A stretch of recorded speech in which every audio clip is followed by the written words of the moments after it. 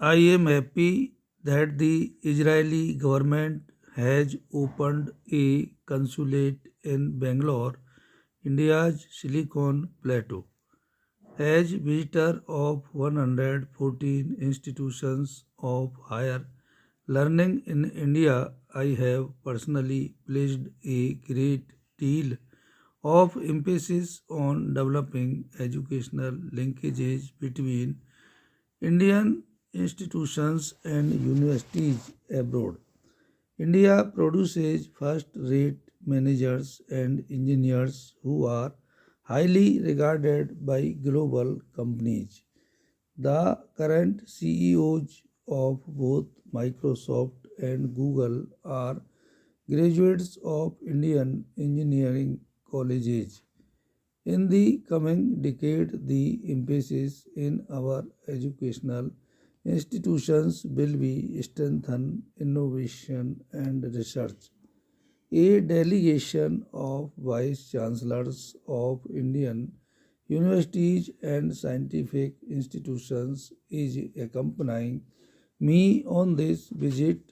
I am confident that their contacts with Israeli counterparts will result in a variety of partnerships in a range of areas from space and cyber security to the building of smart cities. Ladies and gentlemen, India is delighted that Israeli citizens, particularly the younger generation, enjoy traveling to India. They rightly see India as a safe and welcoming destination where they always feel at home. The Jewish community in India has always been an integral part of India's social, economic, and cultural side.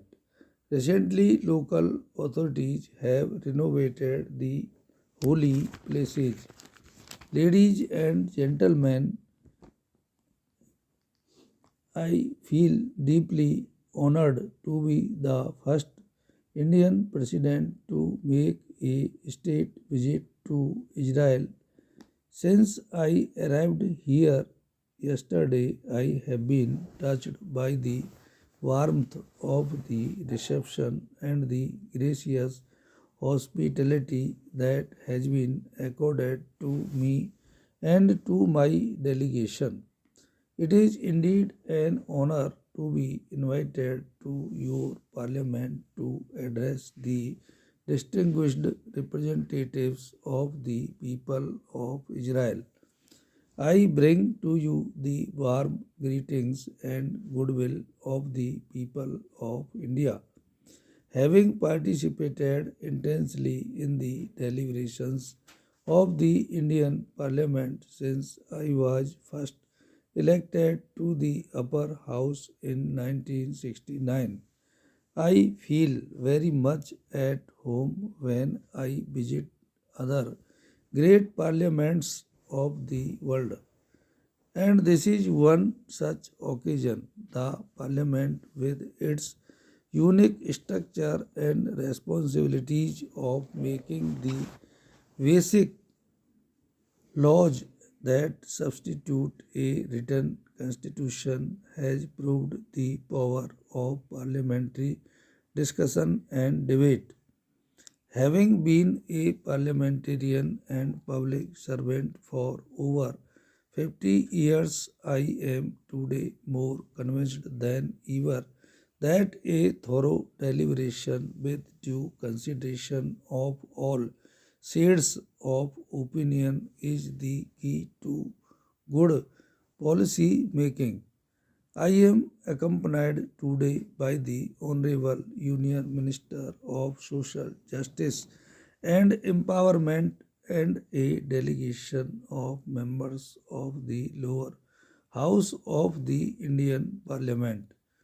They represent different political parties and constituencies across the length and breadth of India. In fact, the Indian Parliament is a drop of the Indian subcontinent, and it symbolizes in every sense the unity, strength, and diversity of the Indian people. As you are doubtless aware, the general elections which took place in India last year was the largest democratic exercise of the right to vote in living history. The turnout was unprecedented and the outcome historic. For the first time in 30 years. The Indian electorate had voted for a majority government. I am happy to say that as President of India, voted to office at the time of the previous government, I had the satisfaction of presiding over a very smooth transition from one democratically elected government to another. Like your parliament, the Indian parliament has all the important functions of a legislative branch that checks the executive branch of the Indian government, questions its actions, and thoroughly examines its policies. It makes laws and has wide financial powers. No tax can be levied without its approval by the appropriate authority. My state visit to Israel is taking place at a time when relations between our two governments and our people are on a very positive trajectory.